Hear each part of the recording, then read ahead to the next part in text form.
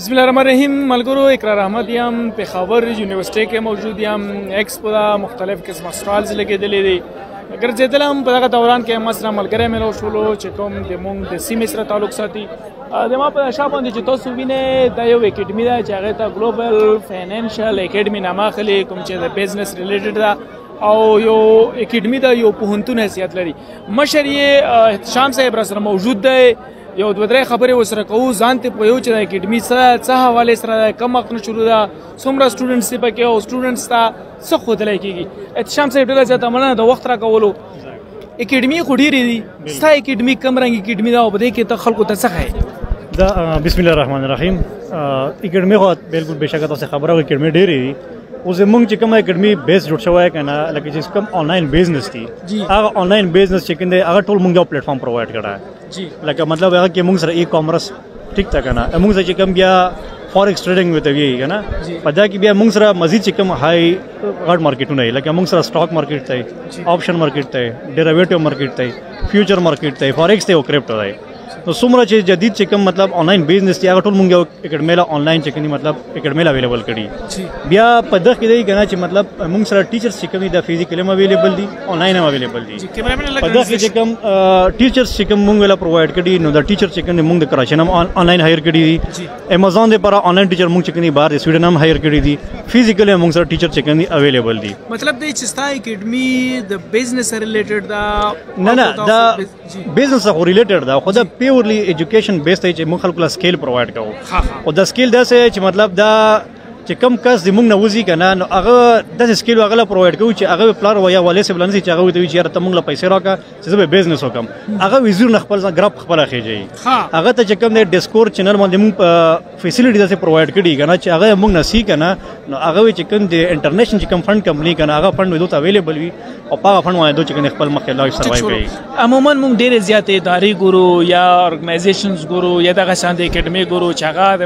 د مفاد دپاره یا د پیسو دپاره یا څه بل لالچ دپاره جوړې شوې وي ستا د اکیډمي موږ څنګه وګڼو چې یاره ستا اکیډمي یوه مخلصه اکیډمي ده او هغه به همدغه شان کار کوي چې څنګه تاسو وویل څه رجسټریشن وغیره په دغه کې خو یو ځل مخکې موږ سیمینار شوی پوه شولی که نه په شیلټن هاوس کې هغه کې موږ د ویلي وو چې الحمدلله موږ په هر کلاس کې چې کوم یتیمان لا فری کوټې دي هر کلاس چې کوم کې پاکې دوه درې کسه یتیمان موږ طرف لا فری دي ټیک شوله بل چې کوم دی پوه شي کم کس چې موږ ته رسي که نه کم کس سړی راشي فیس پرووایډ کړي هغې نه بعد چې کوم دی که نه هغه داسې پراپر ګایډ کېږي چې هغه هېڅ قسمه د انویسټمنټ طرف له نه سي نه وي د چا نه انویسټمنټ پورته کوي نه وي چا په پیسو کار کوي ټیک شوه اوس یا سټوډنټ موږ له راغله هغه سټوډنټ چې کوم دی موږ نه مطلب سکیل شوله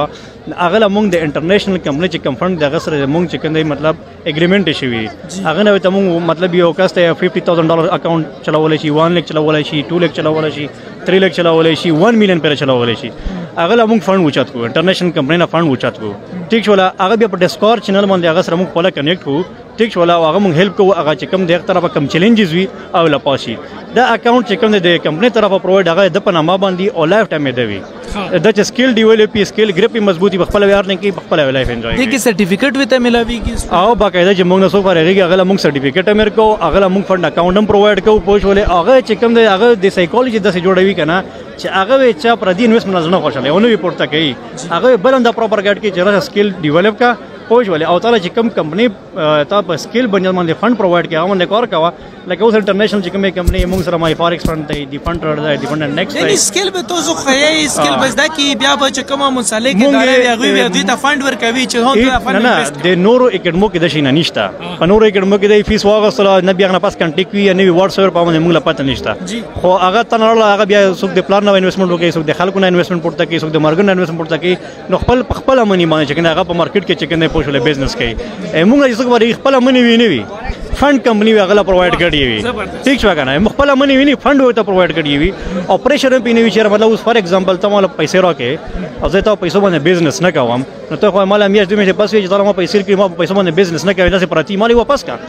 د کمپنی طرف دا پریشر نشته کوي یا نه کوي احتشام صاحب څومره ډیوریشن کې دا کورس کمپلیټیږي پروسیجر یې څه کرایټیریا یې څه څوک ته اپلای کولای شي فیس چې څومره دی نه د موږ سره کوم دی کنه مخامخ سره لګیدل دي په ډیفرنٹ کورسونه لګاتوي ټیکنیکل ویب انالیسس دی هاي لیکوډیټ زون دی وی اس ای کوډ ریپورټ دی مارکیټ پروفایل دی بیسیک آرډر فلو بک مې د تاسو مخامخ لیدل شو ٹھیک تا کنه په دغه کې هر یو کورس خپل ډیوریشن دی. اوس ټیکنیکل ویو انالیسس چې کوي دا مطلب په 1 منت کې تعالی کورس ختميږي. ټیک شو 1 منت چې کوي تا پر ایکټر سی لایف ټایم منټورشپ دی. ټیک شو دا رنګ موږ چې کوم امازون دی 1 منت چې کوي کورس وی 1 منت چې کوي هغه پر ایکټر وی هغه 1 ایئر چې کوي منټورشپ اویلیبل دی. په دا دوران کې چې څومره په اکاونټ دوه قسم مسلې وي یا مطلب بهر کمپنی رجسٹر کې دوه قسم مسلې وي یا هر څومره پریکټس وي او اکیډمي طرفه ته مکمل سپورټ وي. ټیک ده دا رنګ فارکس کې چې کوم یو سټوډنټ راشي پوښولې په فارکس کې چې کوم هغه په لغه کې هغه لایف ټایم منټورشپ هغه درې کاله پس مسله شي اکیډمي سره کنټیکټ کولای شي یا کوم ټیچر یې هغه سره کنټیکټ کولای شي مال دلته مسله راغله څه په شی باندې په ما کنسپټ نه اوی هیلپ کوي پوښولې. فیس خبره مونږ کوي فیس چې کوم دی د هر کورس ډیپند دی.